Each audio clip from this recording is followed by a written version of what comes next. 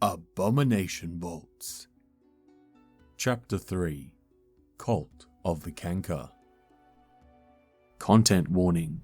While Abomination Vaults contains typical Pathfinder action and adventure, it also presents themes of suicide, ableism, body horror, and human experimentation. Before you begin, understand that player consent, including that of the Game Master, is vital to a safe and fun play experience for everyone. You should talk with your players before beginning and modify descriptions of scenarios as appropriate. Chapter 3 Synopsis. Belcorra's sprawling library has been transformed from a store of necromantic knowledge into a stronghold for a cult of ghouls. The heroes can not only eliminate the vile cult, but also uncover significant information about Belcorra's interest and plans. Environmental cues, books in untidy stacks, dust, looming shelves, musty mold, ruined tools and furniture, sounds of flipping pages, stink as if something rotten is hidden in a corner, stuffy air. Chapter 3 Treasure. The permanent and consumable items available as treasure in Chapter 3 are as follows: a +1 chain shirt, a +1 low-grade silver hatchet, a +1 striking pick, a barkskin potion, crafter's eyepiece, ever-burning torch, lesser Bravo's brew, lesser healing potion, moderate skeptic's elixir, scroll of hypercognition, scroll of mending, staff of necromancy, the whispering reeds, ventriloquist's ring, wand of quench. The third level of the Abomination Vaults once served as Belcorra's sprawling library and rooms related to research. The servants and the librarians once employed here have become dangerous undead creatures. Library features. Belcorra's library is unlit except where otherwise noted. Ceilings are 8 feet high in halls and 10 feet high in rooms, although the largest rooms and halls have vaulted ceilings that rise 12 feet high. Doors are made of wood, and many are marked with signs, as described in Area C11, to help scholars find their way. The Cult of the Canker is the most widespread faction active in the library. Originally a collection of librarians, caretakers, and scribes, this loyal staff stubbornly kept working after Belcorra died, focusing their research on finding a way to restore their leader to life when food stores ran low. Rather than risk alerting the Rose Guard by making potentially public forays to the surface, the researchers turned to cannibalism. There were plenty of other servants to eat after all, inconveniently nearby servants' quarters. The onset of ghoul fever tore quickly through their ranks, but the researchers were so obsessed that they barely noticed. The scholars' research now has a distinctly ghoulish bent. They work to gather enough cankerous flesh to fuel Belcorra's full resurrection. The fact that the ghouls' hunger often compels them to feed on the flesh they're trying to collect has certainly slowed their progress, but it hasn't slowed their zeal. Area C1, Visitor's Reading Room, a trivial level 3 encounter. This large cross-shaped chamber contains several long couches. The leather cushions that once adorned them have cracked with age. Dead plants lie slumped in planter boxes along the walls, and a long dry fountain depicting a lighthouse stands in the middle of the room. Belcorra didn't allow visitors into her library, except in this room and the reading rooms to the north. A librarian would fetch texts for visitors to peruse in comfort. The fountain and plants here have long since dried up. The stairs beyond the east door lead up to Area B16. Heroes can discover the secret door to the south with a successful DC-27 perception check. It's concealed behind a heavy sofa. Creatures. A unique undead creature dwells here. Augriel is a Morlock ghoul, exiled by his living kin among the Ghost Queen Morlocks above, just as he's reviled by the ghouls of the Cult of the Canker who occupy this level. As he hasn't been steeped in the maliciousness or fervour of either group, Augriel is quite calm and collected. When the heroes arrive, he greets them cordially, but cautiously.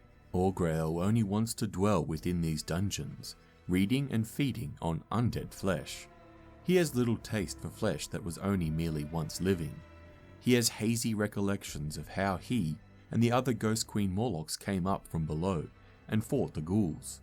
As the ghoul fever he contracted fragmented his memories, he knows a rough layout of areas C1, C6, C10, C11, C15 and C33, as his memories of those rooms are the freshest. Augurel's initial attitude to the heroes is indifferent, but it becomes friendly if the heroes prove that Augurel's chief rival among the Morlocks, Korlok, is dead. The heroes can convince Augurel to accompany them with a successful DC-20 diplomacy check to request his aid, for 1 day on a success and 1 week on a critical success, or with a successful DC-20 intimidation check to coerce him, 1 day on a success, and he attacks in rage on a critical failure. He won't leave this level under any circumstance. Augurel's propensity to glut himself on ghouls the heroes defeated is both off-putting and macabre. Experience Award. Award the heroes 30 experience points for gaining Augurel as an ally. Area C2, Tunnel to Otari. Belcorra's pet purple worm dug this long tunnel for visitors who didn't want to travel overland. The passage leads under the fog fen to the stone-scale kobold warrens beneath Otari, which connect to other Darklands passages. If you've run the Menace Under Otari adventure in the Pathfinder beginner box, this passage connects to Area 15 beneath the Otari fishery. The secret door to Area C1 is easier to find from this side. It's a smooth section of natural passage. A hero identifies it with a successful DC-16 perception check. Area C3, Haunted Reading Room. The cracks around the edges of this door glow faintly with a greenish light, like the door to Area B28. An ancient, tattered sofa sits against the east wall of this room. The south wall shimmers with a strange green light. This private reading room was the second room in which Otari Ilvashti sought shelter in his desperate final days. As in Area B28, his ghost's energy lingers here. When the heroes enter this room, the green light forms the message, "Belcorra fell to the Rose Guard, but we never knew of these vaults below." A moment later, the words slide off the wall and slither away.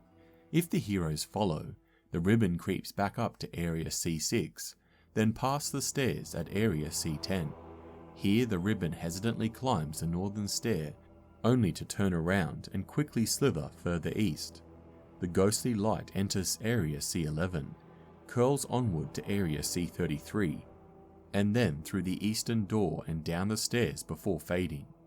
The heroes can pick up the final clue of Atari's path in Area D16. This spectral manifestation can appear once per day.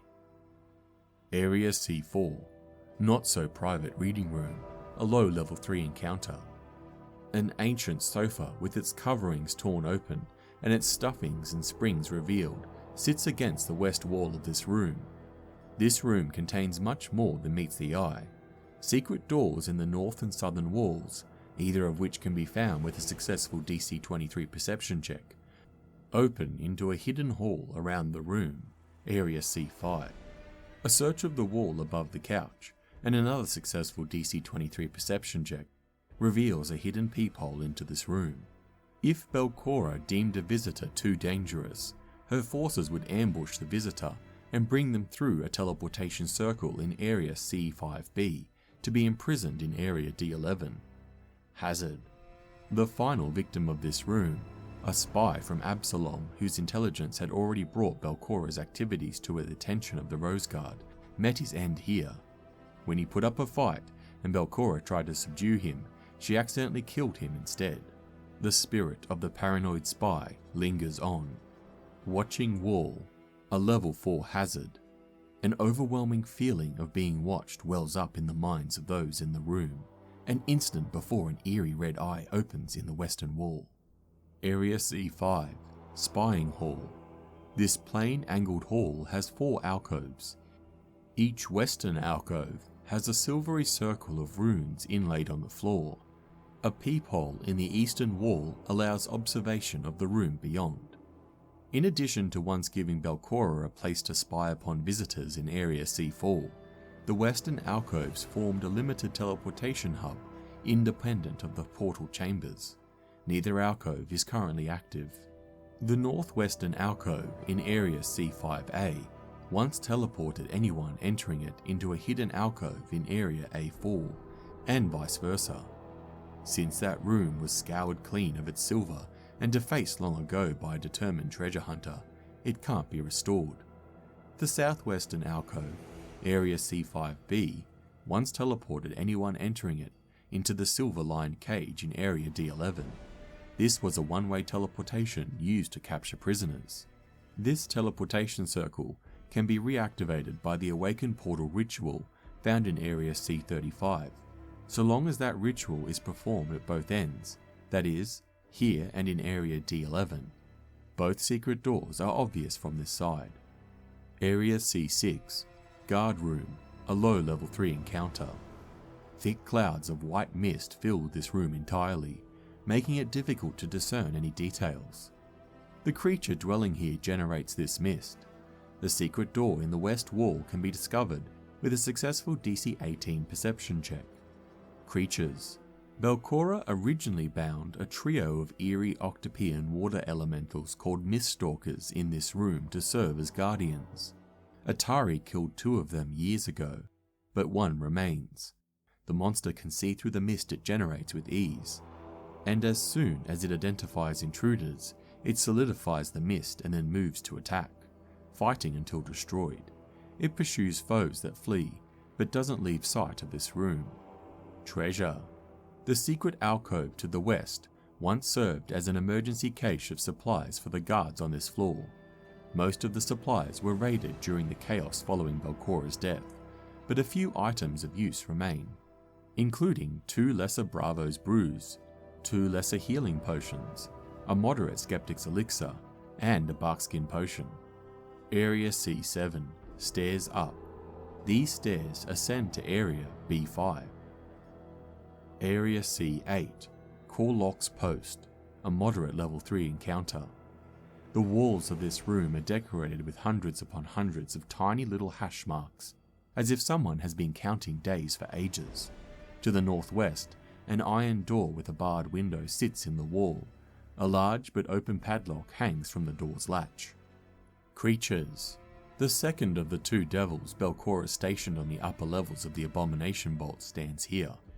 The Barbazu Korlok takes this post literally, without any new orders from Belcorra over the past several centuries. He's remained here patiently under her final command to "Wait here, and let no one out until I come for you." She never did. This isn't the longest posting that Korlok has served, but it's already starting to grate on his patience. If the heroes entered the room, he stands at attention and in a slightly bored voice informs them that, as intruders, they are under arrest and should hand over their gear before stepping into the adjoining prison. He fights to the death if attacked, or if any hero attempts to leave. This gives him an excuse to leave the room. Side quest. The devil is patient and willing to speak to the heroes for a few minutes if they wish. His initial attitude to the heroes is indifferent, but if they can improve his attitude, most likely with a successful DC 21 diplomacy check to make an impression, but you might decide that other checks, such as a deception check to impersonate or to lie, to appease Korlok. Korlok admits his frustration. He knows Belcorra is dead, but without access to his contract, he can't study it for a loophole. He suggests a trade. He'll let the heroes go just this once, but next time they return, he'll arrest them if they don't present him with his contract. He isn't sure where his paper is stored, but he suspects it's hidden somewhere in the library. If the heroes present the contract, Korlok studies it and discovers that his service was meant to end if 99 weeks and 99 days passed without a new order from Belcorra. Before he vanishes back to hell, the thankful devil explains what he knows of the other devils in the Abomination Vaults. A Zebub janitor on the level above, and a contract devil named Uravain on a lower level. Korlok has nothing but scorn for the Zebub. He says that Uravain is shrewd, but well known for keeping his word. Area C9, Prison. An overturned chamber pot lies next to a rectangular patch of fungus that might have once been a mattress in the corner of this room. A skeleton is just visible within the fungus. The skeleton is all that remains of Belcorra's first chef, a hapless man who had the misfortune of overspicing a meal. Perhaps due to some lingering effect on the fastidious chef's spirit, the fungus here is not only edible, but rather tasty. Area C10, Twin Stairwells. This hallway is a landing for two staircases, one leading up to Area B2 in the north, and one leading up to Area B32 in the south. Splintered rotten wood lies scattered around this hall, left over during the Morlock's flight from this level. Area C11, Main Library, a moderate level 3 encounter. Hundreds of stone shelves are carved into the walls of this 15-foot wide hallway. While there are many gaps in the collection, a staggering number of books, scrolls, and folios remain. Signs hang above several doors of this hall. A faint blue glow flickers beneath a sign to the south. The books kept here cover a wide range of subjects, and the cult of the Canker keep the stacks organised. A hero with the luxury of pursuing the tomes for 8 hours learns the library's organisation and gains a +1 item bonus to checks to recall knowledge on regional history, arcane topics, or occult topics when using the investigate exploration activity here. The signs here are all in Undercommon. The one above Area C15 to the south reads, Reading Room. The ones over the smaller doors are labelled as follows. Area C12 is Repair Storage. Area C13 is Workroom. Area C17 is Safety, with the carving of leaping flames. Area C18 is Personal Quarters. Area C19 is Scrivener's office. Area C26 is Belcorra's office. The hallway leading to areas C30 to C32 is North Wing, and area C33 is Restricted Collection. Creatures. 4 ghouls all dressed in long pale blue robes work here, both to stand guard and to select and retrieve books for the Scriveners or cult leaders to use or repair as needed. They don't immediately attack the heroes, but do lick their lips in anticipation as they size up their fleshy bits. One ghoul asks the party if they're here to donate flesh for the Canker, hoping to find out if the heroes are willing to offer a body part to the work in Area C34. A hero foolish enough to agree is expected to lop off an appendage. A finger, toe, or ear suffices for the ghouls, who scurry off to Area C34 with the donation. Any other attempt to interact with the ghouls quickly makes them impatient and they attack. These ghouls fight until destroyed. If a fight here lasts more than 4 rounds or is unusually loud, the ghouls in Area C15 come to investigate.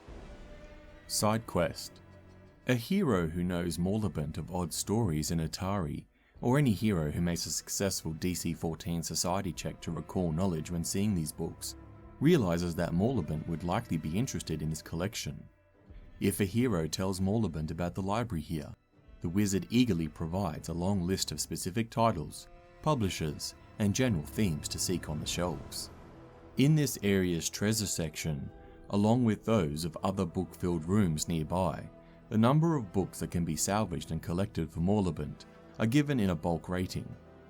A hero searching for books in one of these rooms can attempt a DC-18 perception check to sort through the books, and on a success, secure 1 bulk from the room's total available book bulk, or 2 bulk on a critical success. Morlabent pays 5 gold pieces per bulk delivered to him in this way. Treasure. The books kept here are of general knowledge, and thus of little interest to Morlabent.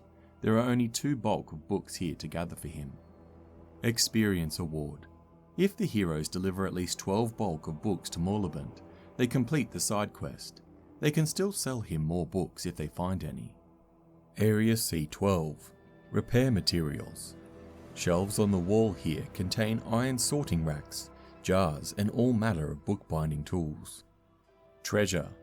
This room contains repair materials for the upkeep of books. All are too old to be useful. A hero searching this room discovers 2 second-level scrolls of mending and a scroll of hypercognition. Area C13, Librarian's Workroom, a moderate level 3 encounter. The door to this room from Area C11 is locked, and its key is inside the room. A hero can pick the lock with 3 successful DC 20 thievery checks, or force it open with a successful DC 20 athletics check, but a failed check alerts the ghosts in the room.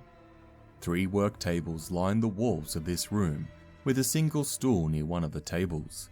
A skeleton wearing a light blue librarian's robe lies in a heap beside the stool.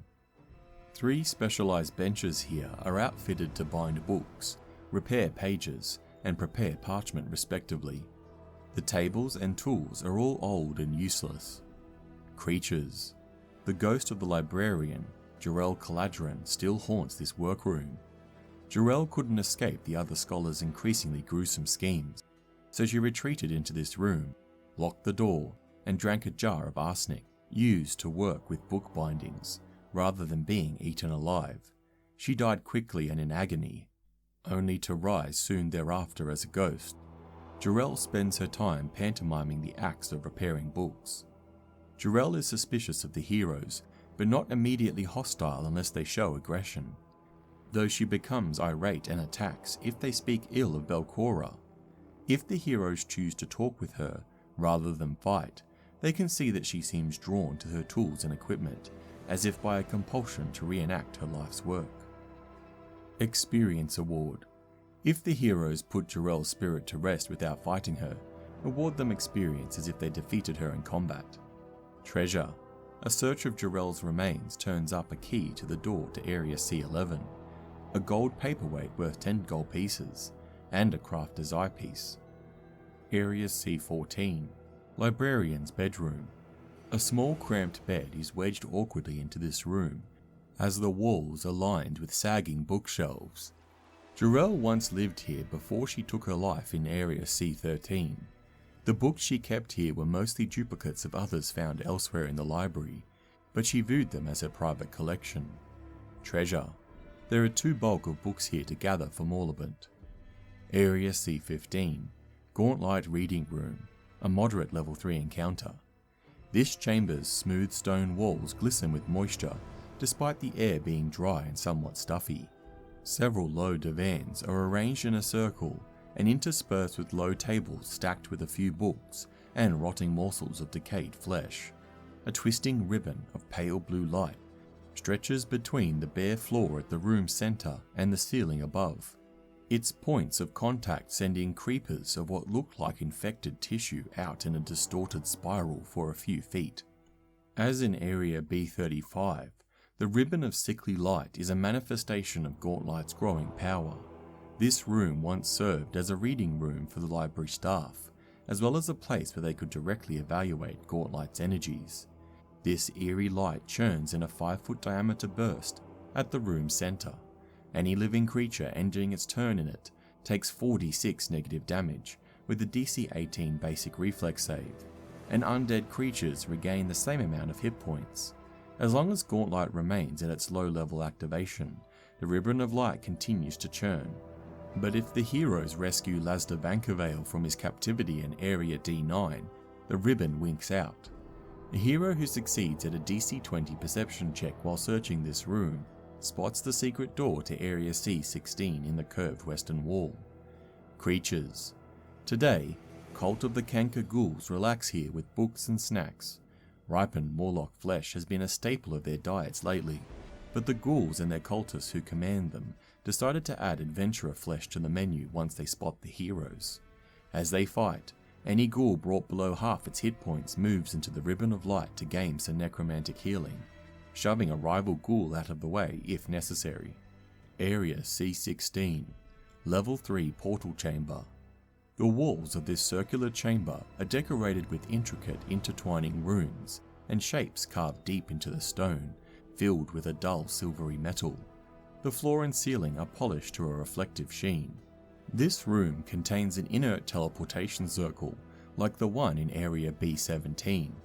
Just as with that room, this teleportation circle must be reactivated with the Awakened Portal ritual in Area C35 before it can be used. Experience Award. Award the heroes 30 experience points for reactivating this portal. Area C-17, Firefighting Supplies. Several buckets of sand and a number of large barrels crowd this cramped storeroom. A simple wooden case with a closed lid is attached to the back of the door. The supplies kept here are available to extinguish fires, a significant threat in any library. The barrels once held water, but now contain only mildew. Treasure. The case on the door is latched and holds a wand of quench. Area C-18, Temporary Bunks, a low level 3 encounter. 3 plain beds have been awkwardly stacked against the west wall of this room, leaving room for a single low table heaped with foul-smelling chunks of flesh and bone. While most of the servants who toiled in the library kept the quarters above ground, some needed rest during the long stretches of research. The ghouls don't need beds, and simply stack them out of the way. Creatures. This room now serves as a dining room for 3 ghouls who are feasting on the remains of a Morlock. They attack the heroes on sight, but the first one, injured, tries to flee to Area C-19 to recruit Alla Rosk's aid. Area C-19, Scrivener's Workshop, a moderate level 3 encounter. While this room might have once served as a writing studio, today its condition has been all but obliterated by tiny swatches of skinned flesh marked with tattoos. Judging by the workspace on the table in the middle of the room, these tattoos have been placed post-mortem, with a swath of pale skin stretched over the desk supporting a half-completed image of a sinister woman. Creatures. Alla Rosk served as a notary and scribe for Belcorra when he lived, but after he died and became a ghoul, his nature and interest shifted, if only slightly. He's developed a unique taste for tattooed flesh.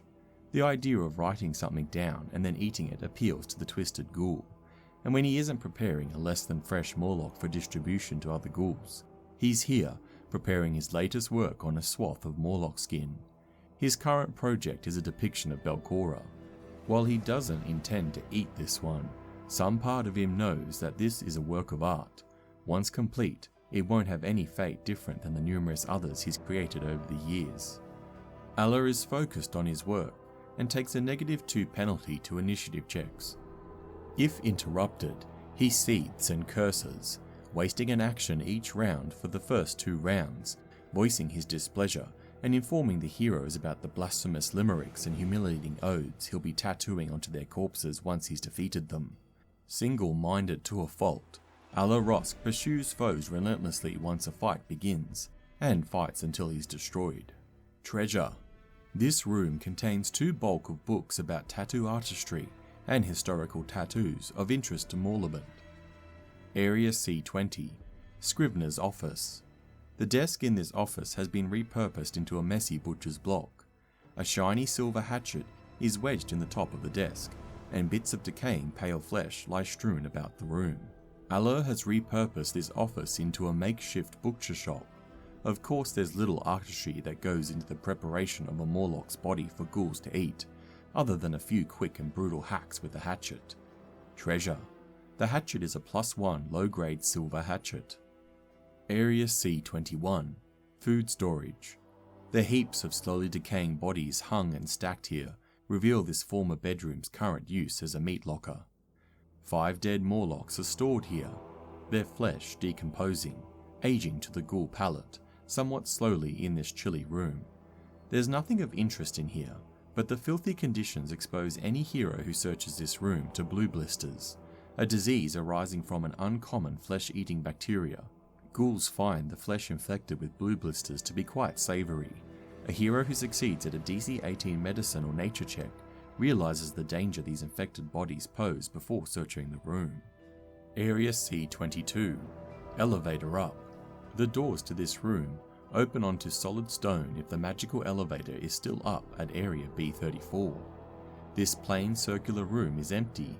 An image of a moss-caked skull adorns the eastern wall. The floor of this room is a magical elevator that links to Area B-34 above. If a creature touches Nimbroloth's symbol, the floor gradually ascends 30 feet. If the heroes aren't aware of the secret door in Area B-34, they might not realise this dead end leads elsewhere. It isn't possible to crush anything in the elevator shaft. If anything gets in the way of the elevator's ascent, such as an item stuck in the doorway to the north or the south, the elevator simply descends again. Area C23, Ghoul Garden, a low level 3 encounter. A large mound of dark grey soil lies heaped in the southern half of this room. The ghouls have converted this office into a garden by hauling mounds of swampy soil from the surface. Creatures. The ghouls have cultivated a pair of violet fungi here, both as a method to flash season flesh and to serve as guardians. The fungi aren't yet fully grown, but are still dangerous to non-ghouls. The fungi have been trained to a rudimentary degree, and they don't lash out at their undead gardeners. Area C24, Canker Shrine, a moderate level 3 encounter. Whatever this room's original use, today it serves as a horrific shrine, a rotting heap of fleshy materials that seems to be composed of equal parts eyes, mouths, and skin lies in a stinking mound in the middle of this room, surrounded by 24 tiny human effigies, crafted out of small bones and tangles of knotted hair. The mound of flesh is a slowly decaying, gibbering mouther, a creature the ghouls revere as pure flesh.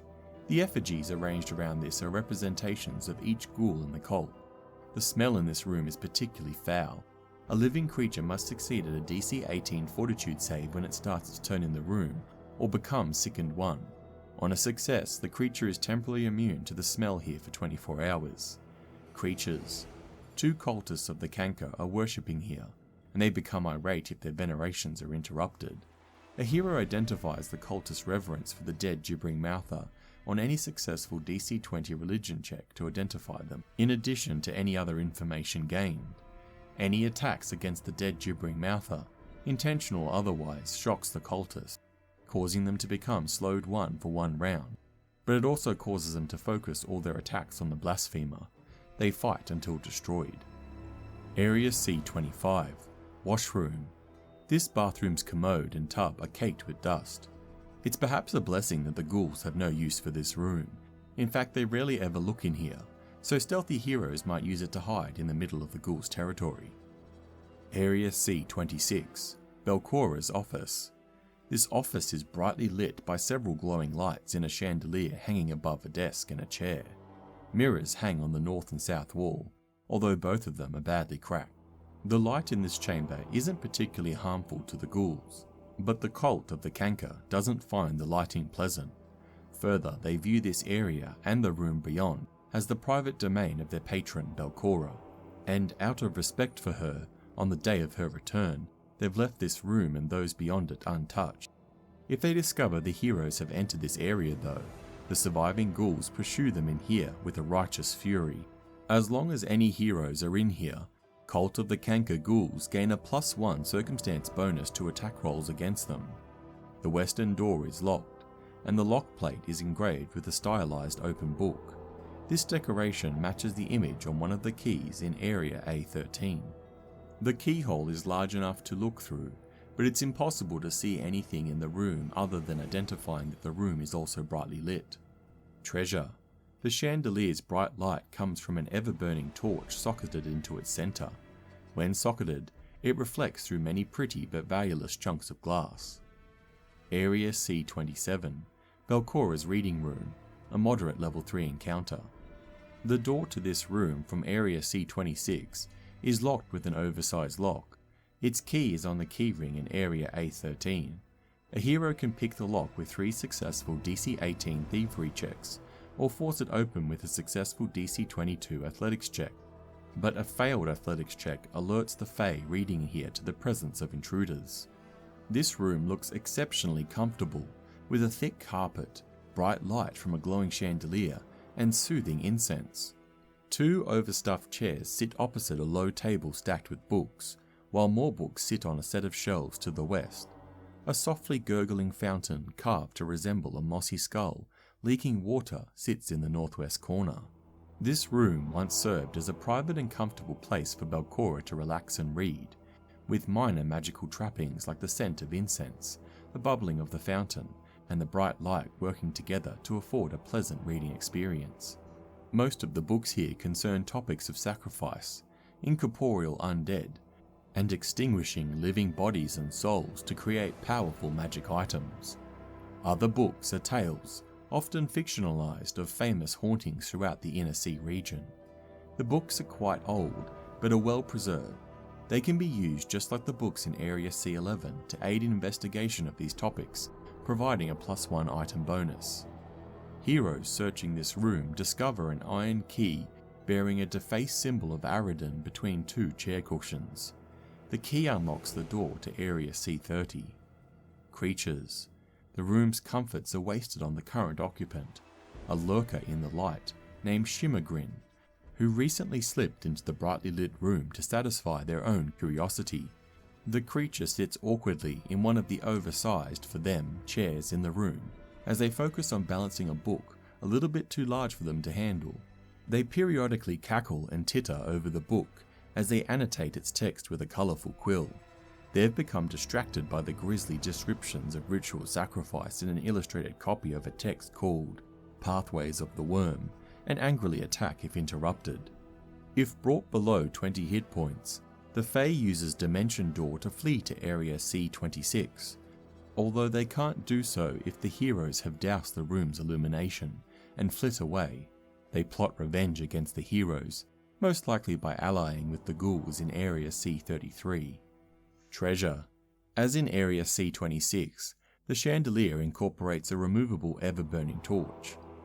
A hero who succeeds at a DC 20 perception check while perusing this collection turns up a slender volume called Ineffable Hauntings, tucked inside of a larger book about ghosts. This volume contains a formula for the Create Undead ritual to create poltergeists. It also contains a detailed academic analysis of the ghostly weapon spell. A character who can cast 3rd level arcane or occult spells can use these notes to retrain a 3rd level spell they know into ghostly weapon with only 1 day of downtime. A wizard can simply transcribe this spell into their spellbook. This book is worth 20 gold pieces. Among these tomes are enough text to present 1 bulk of books to Morlabent. Area C28, Private Washroom. The bathtub and commode in this room are surprisingly clean. Although a minor enchantment to keep this room clean still operates, there's little of interest in here. Area C29, Abandoned Guard Post. This now empty room was once a guard post. Nothing remains other than a broken iron stool and a well-used whetstone. The stairs beyond the door to the south lead down to Area D1. Area C30, Siege Castle History, a severe level 3 encounter. This room is locked.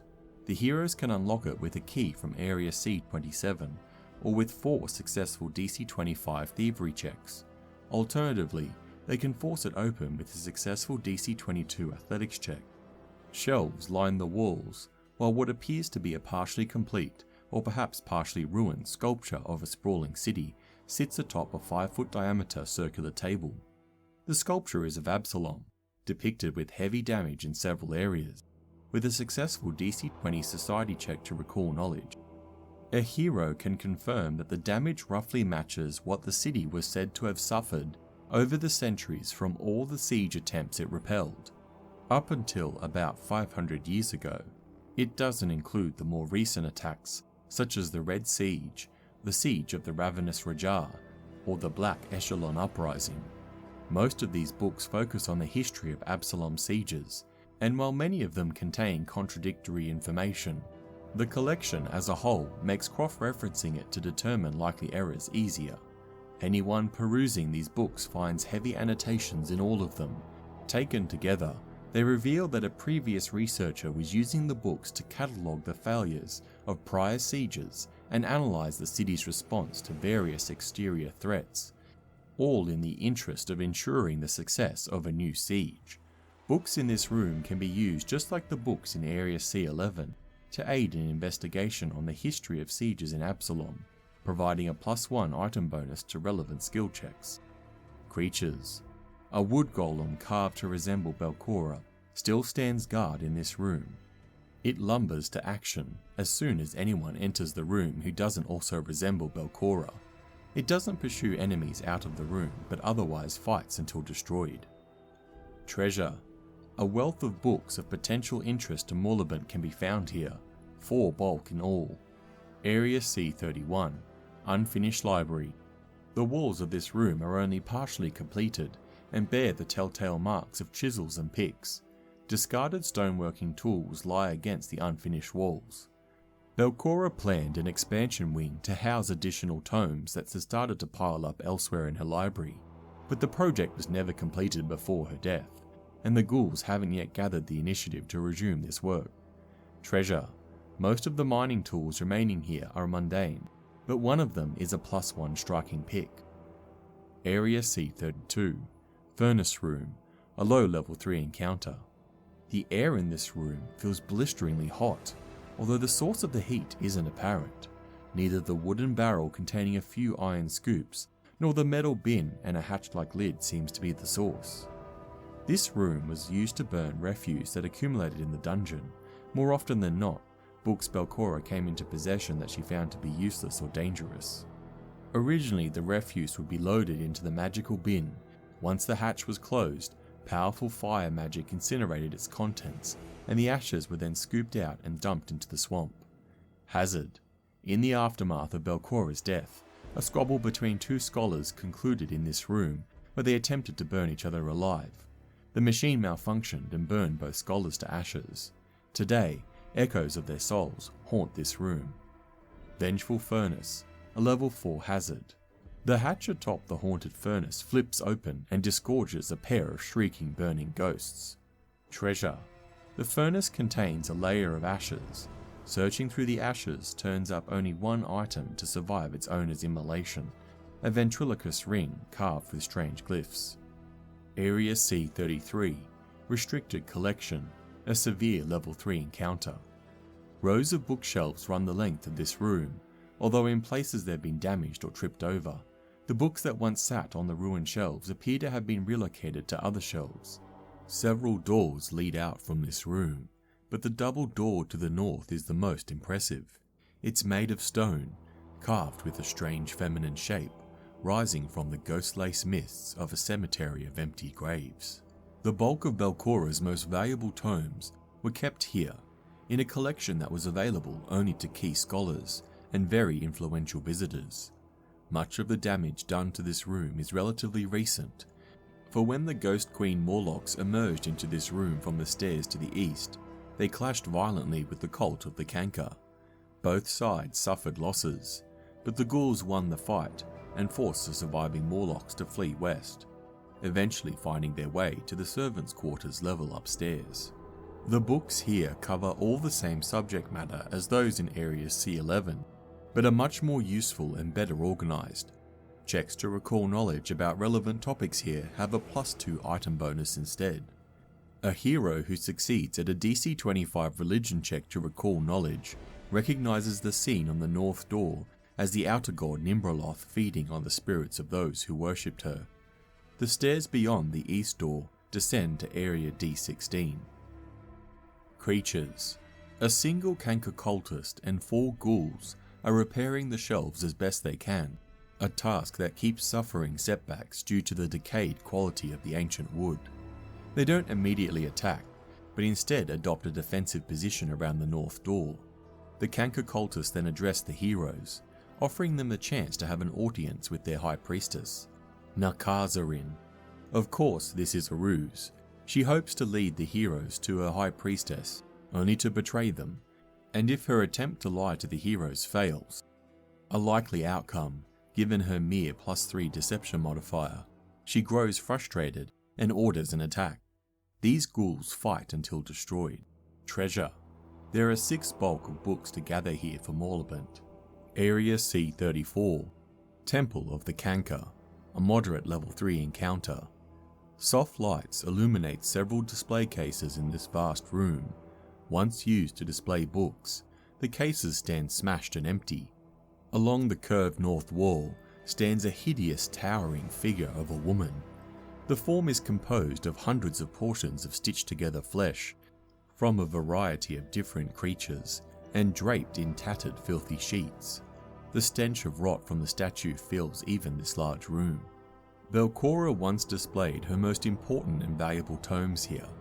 A grave knight named Kalido Harovex, one of Belcorra's distant relatives and a loyal guardian of her treasure vault far below, retrieved the books and returned to the vault with them on Belcorra's orders.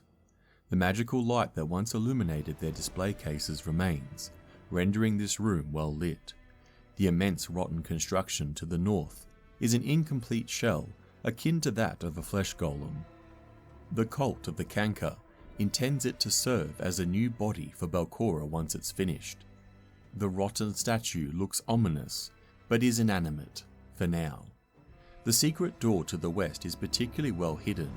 Heroes searching this area must succeed at a DC 30 perception check to find it. None of the ghouls know it's here, and it's unlikely that the heroes will find it at first. Note, however, that the existence of this secret door, as well as all other secret doors on the upper 3 levels, is revealed in the blueprints found in Area D8. Creatures. The High Priestess of the cult of the Canker is a ghoul named Nazakarin, a woman who was cruel and sadistic even in life. Born with an infestation of undeath in her soul, she served as one of Belcorra's many necromantic advisors. After her death, she was the only one who galvanized the other servants of this level to prepare for Belcorra's resurrection. Nakazarin spends her time working with bits of flesh harvested from Morlocks, monsters, and even other ghouls. She's stitching this flesh to her masterpiece, a 15-foot tall statue of Belcorra made from decaying meat and stained bone. Nakazarin demands the heroes to abandon their gear and their lives, promising glory with the Canker if they agree and accept Ghoul Fever, and then be locked away in the Author's Hall in Area C38 until they transform. If the heroes refuse, Nakazarin laughs imperiously and attacks, using intimidation for initiative. As she fights, she promises the heroes that they'll join her cult, willingly or not. Once combat begins, Nakazarin prefers to fight in a square adjacent to her statue, so she can use her Consume Masterpiece ability if needed. The statue. Note the condition the heroes leave the statue in, as it might animate and cause them problems later, based on their actions in Area F25. Area C35. Secure collection. The walls of this small room have built-in shelves. Books line the shelves to the north and south, while a stack of loose scrolls sits in the shelf to the west. A single chair and a small writing desk sit in the middle of the room. Belcorra kept her most valuable and significant books in the large chamber to the east, but she stored everything involving her work on the Gauntlight and the Abomination Vaults here. These resources have remained since her demise, since the ghouls don't know this room exists. The largest book on the northern shelf is a large journal that focuses largely on Belcorra's hatred of Absalom. It is written in Aklo, and a hero who spends 8 hours reading it learns of her family's history from their exile to poverty and her eventual return to the region to build a lair from which she hoped to exact her revenge on the city that disgraced and impoverished her family. The last several pages of the journal document much of her work in building the Abomination Vaults. While the journal doesn't offer many specific details, it mentions constructions of flesh-warping laboratories, arena where she pitters enemies against monstrous champions for her amusement, prisons, torture chambers, links to the Darklands, and a great temple where once the empty death herself brushed against this fragile world. Belcorra's entries often speak of her minions in the abstract, as if bragging about how many have come to serve her in creating the complex, but she only ever mentions one by name, her amusingly vain apprentice, Volokaraznay. One of the last entries describes how this apprentice derived from a community of upstart meddlesome drow below to serve Belcorra.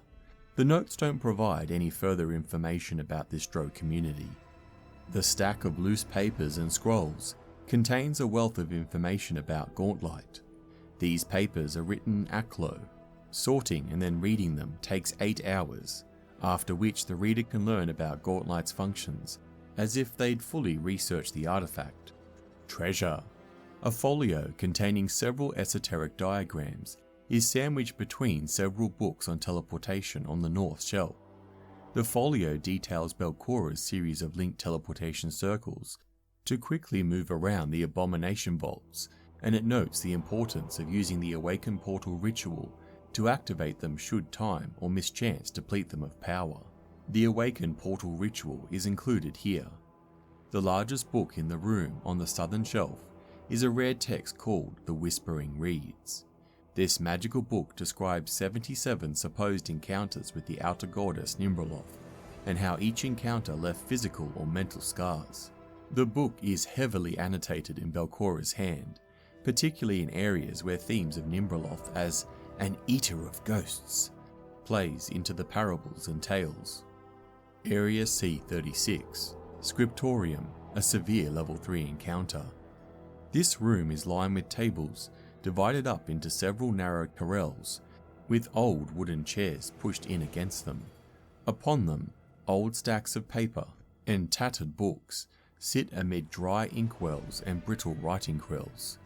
To the south, a skeleton dressed in a shiny-looking chain shirt lies slumped on the floor, clutching something in its bony hands.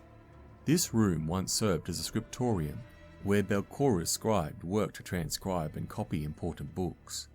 A hero who searches the eastern wall and succeeds at a DC 18 perception check finds an empty corral, which folds up to access a secret door leading to Area C37. Creatures. The skeletal remains to the south were once a drow woman named Chandriu Invisar, director of the Scriptorium. Chandriu harboured a poorly hidden adoration for Belcorra's apprentice, Volok, and in the days after Belcorra's death, Chandriu tried to convince him to flee with her to start a new life somewhere far from the Abomination Vaults. Volok spurned Chandriu, insisting that, "Belcorra needs me, now in death even more than in life. You should consider the same." Chandriu returned here in despair, only to be murdered by her disgruntled scribes, eager to get out from under her bullying, and she grasped for Volok's portrait as she died. As with so many others who had the misfortune to perish in the Abomination Vaults, Chandriu arose as a ghost. She now spends her days floating among the workspaces, as if looking over the shoulders of scribes to appraise their work, not realizing that any time has passed at all since the hour preceding Belcorra's death.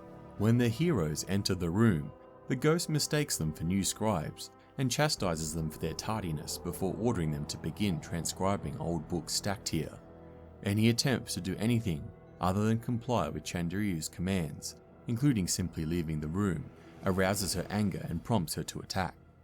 If the heroes sit at a corral and begin their work, or even pantomime working, Chandriu is satisfied until they stop.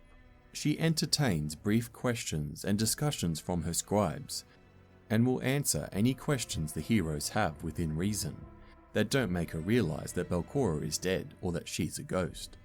Every 10 minutes, she drifts through the secret door to Area C37, and a hero who watches and succeeds at a DC 12 perception check notes that her actions suggest a hidden door. She returns from these short trips to Area C37 in 1d4 rounds. The heroes can safely escape the room during this window. If they later return, Chandriu doesn't remember them at all. If the heroes attack Chandriu, or force her to confront the truth that she's a ghost or that Belcorra is dead, she cries out in despair, then attacks. Treasure. There are one bulk of books here to gather for Morlabent. In addition to these books, the three mentioned in the notes in Area B3, What the Worm Knows, Grave Feasts, and Secrets of the Skull, are located here as well. Morlabent has no interest in these 3 grim treatises on necromancy, but they can be sold for 8 gold pieces each to someone other than Morlabent. Yin Yasmira, for example, might be able to procure a buyer. A search of Chandriu's remains reveals that her +1 chain shirt is in good condition. The object she clutches is a framed portrait of Volok Erasne. The portrait captures the Drow's beauty, as well as his imperious vain smirk, both qualities Chandriu adored. His name appears in a tiny gold plaque at the portrait's base. The work of art has endured the passage of time quite well, and is worth 10 gold pieces, but it might be more immediately valuable to the heroes as a way to fight against Volok in Area D8. In addition to the obvious armour and portrait, a hero who succeeds at a DC 15 perception check while searching Chandriu's remains spots a tiny iron key concealed beneath them. This key unlocks the cabinet in Area C37. Area C37. A work table covered with blank scrolls and paper sits against the eastern wall of this room. A cabinet with several closed drawers stands to the north. There are 5 locked drawers in the cabinet. Each can be opened by a hero using a key from Area C36. Succeeding at 3 DC-20 thievery checks to pick a lock, or with a successful DC-16 athletics check to force open.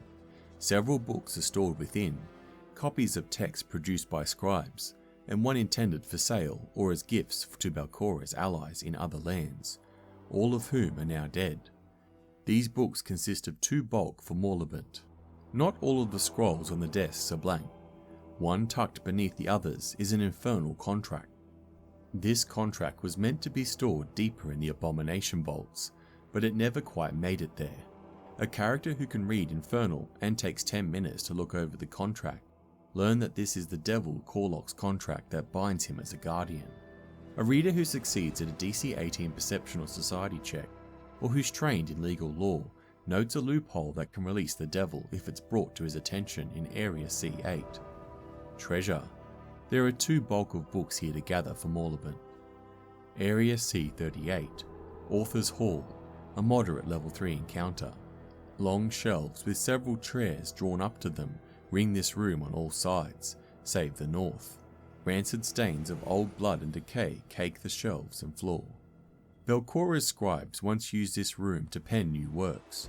The cult of the Canker now use it as a place to store victims of ghoul fever until they die and arise as ghouls.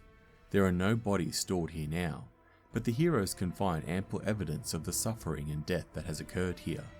A hero who searches the south wall and succeeds at a DC-18 perception check finds a section of shelving that folds down to allow access to a secret door leading to Area C39. Creatures. A pair of ghoul cultists are having a spirited debate on whether or not flesh ripened by violet fungus tastes better than naturally decayed meat. They're distracted enough that they don't overhear the sounds of combat in Area C33, but they'll attack any intruders they notice. Area C39. Guard Room. A small alcove, its floor decorated with a silvery circle of inlaid runes, sits in the eastern wall of this empty room. This room once housed a bound devil who was served as one of Belcorra's guardians, but this creature's contract expired long ago, releasing her back to hell. Area C40. Pool. A moderate level 3 encounter. The dripping, sloshing sound of water fills this large cavern chamber. The air is cold and damp, and to the east sits a sizable pond. A lazy rivulet of overflow trickles to the north down a sloping tunnel, while a 5-foot diameter opening gapes in the ceiling above the centre of the pool. The pool here is 5 feet deep, and it was once used as a source of drinking water for these levels. The hole in the ceiling 15 feet above leads up 25 more feet to the well in Area B23, while the downward sloping tunnel to the north leads to Area D14. Creatures. A gibbering mouther has dwelt in this cavern for decades. It periodically crawls along the tunnel to Area C2 to hunt bats and rats. It immediately attacks intruders and pursues foes as best it can. The monster doesn't differentiate between the heroes and other denizens, so a canny group might lure the gibbering mouther into a fight against ghouls, Morlocks or other creatures. Treasure. Heroes searching the pond discover 190 copper pieces and 64 silver pieces under the well opening. These offerings were tossed here by superstitious servants ages ago.